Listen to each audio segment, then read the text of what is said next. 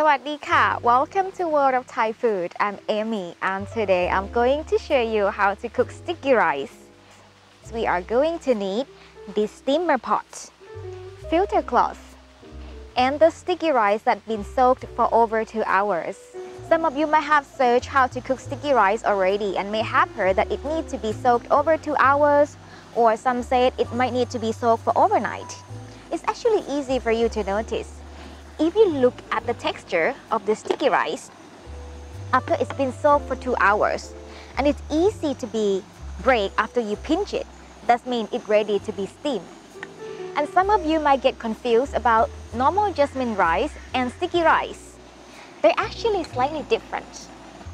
Jasmine rice is translucent and the sticky rice is opaque. We can start to put the filter cloth into this steamer.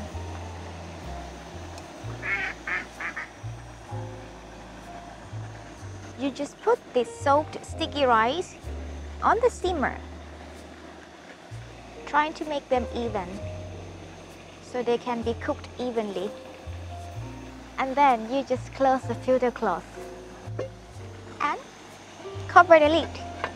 It will need 20 minutes to steam, and then we can check it. And next step, we're going to flip it a little bit and steam it another 5 minutes, and that's going to be done. Okay, now our rice is ready. Let's take it off the heat.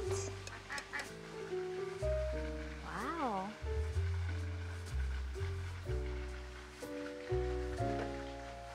And that's how to cook sticky rice. It is not difficult at all. You have to try this at home and you'll love it.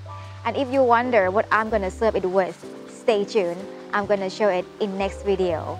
For today, have a spicy day. But don't forget to subscribe to my YouTube channel. Bye-bye. So nice.